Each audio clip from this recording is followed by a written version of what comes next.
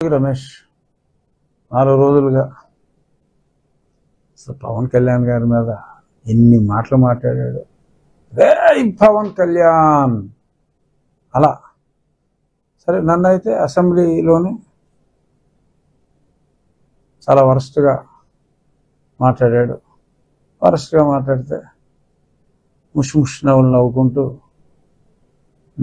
నచ్చావు రమేష్, నచ్చావని చెప్పి మరి ముఖ్యమంత్రి గారు తెగమెచ్చుకున్నాడు.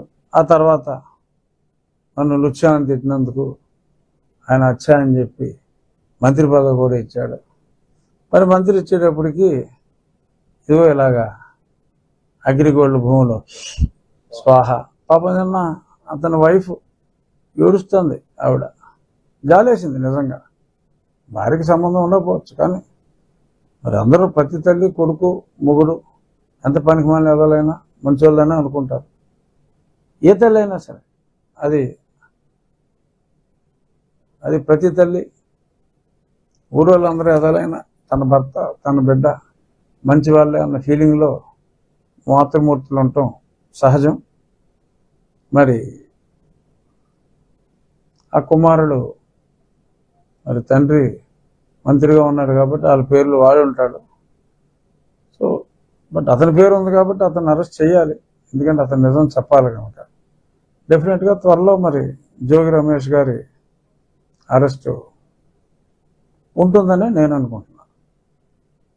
అగ్రిగోల్డ్లో రమేష్ ఒక్కడే కాదు, నాకు తెలిసి ఒక సిఐడిలో ఒక అత్యున్నత పదవిలో ఉన్న పోలీస్ అధికారి చాలామంది దగ్గర, ఎస్పెషల్లీ షాద్నగర్ ఏరియాలో ఉన్న అగ్రిగోల్డ్ భూముల్ని మరి అంత మునిపే ఎవరో కొనుక్కుంటే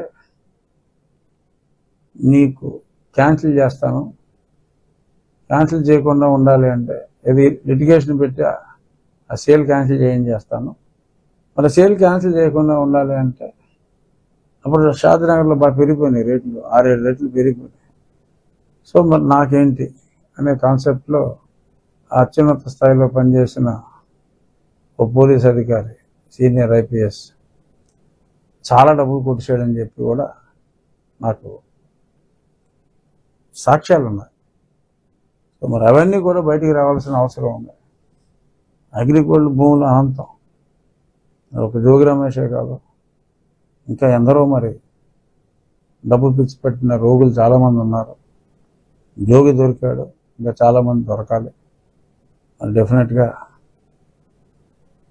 ఎవరెవరైతే అగ్రిగోల్డ్ భూముల్ని మరి సొంతానికి కాజేశారో అదొక పెద్ద లిస్టే ఉంటుంది అధికారులతో సహా.